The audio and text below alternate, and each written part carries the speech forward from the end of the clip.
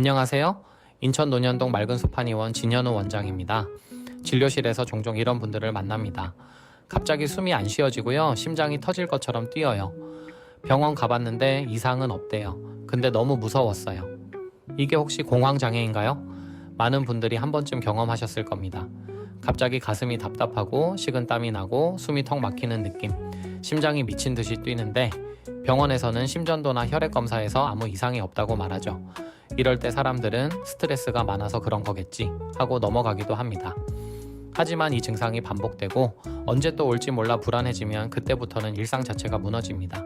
오늘은 바로 그 공황장애 이야기입니다.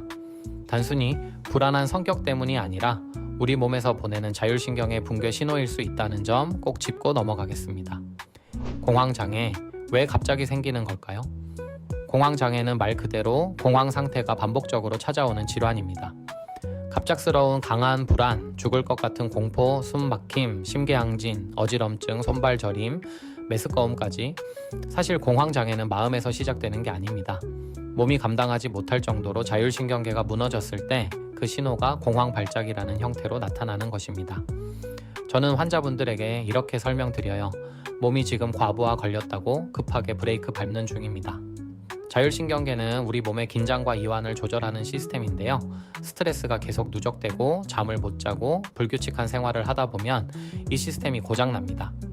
그러면 어느 날 갑자기 그동안 억눌려 있던 위험 신호가 숨이 막히고 심장이 미친 듯이 뛰는 공황 상태로 터져 나오는 겁니다.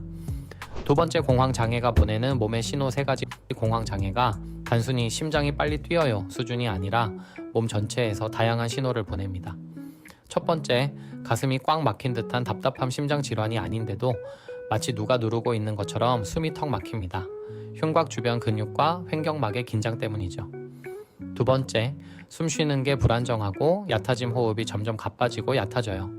이로 인해 산소 이산화탄소 균형이 무너지면서 더 불안해집니다. 세 번째, 예고 없이 찾아오는 공포감, 갑작스럽게 밀려오는 두려움, 죽을 것 같은 느낌. 신경 전달 체계가 과흥분 상태일 때 나타나는 대표적인 자율신경 반응입니다. 이런 증상들이 자주 반복되면 사람들은 또 올까봐 그 자체가 두려워집니다. 그래서 엘리베이터도 못 타고 지하철도 못 타게 되죠. 진통제나 안정제만으론 부족한 이유 많은 분들이 처음엔 정신과에서 항불안제, 수면제를 처방받습니다. 그게 잘 맞으면 다행이지만 점점 약 없이 못 버티게 되는 경우도 적지 않습니다. 이유는 간단합니다. 몸의 신경 반응을 누르기만 했기 때문입니다. 몸이 보내는 신호는 결국 구조적인 원인에서 비롯되는데 그걸 무시하고 계속 억제만 하면 나중엔 더 예민하게 반응하게 되는 거죠. 예를 들어보면 경추가 틀어져 있거나 횡격막이 긴장돼 있거나 심박 조절에 관여하는 자율신경의 통로가 막혀 있으면 불안감이 몸에 그대로 남습니다. 네, 맑은 숲한의원에서는 공황장애를 단순히 정신과 질환으로 보지 않습니다. 몸의 구조, 자율신경의 균형, 뇌신경의 흥분도를 종합적으로 봅니다. 경추 1부터 3번까지는 심박과 호흡 조절에 관여합니다. 이 부위의 긴장을 풀면 신경계가 한결 안정됩니다. 가슴을 조이는 횡격막, 목 주변 근육, 흉곽 긴장을 이완시키고 흥분된 교감신경을 진정시키는 작용을 합니다.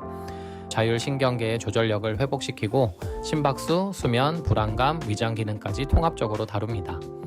특히 한의학에서는 심담허겁, 즉 마음과 몸의 불균형 상태로 접근합니다.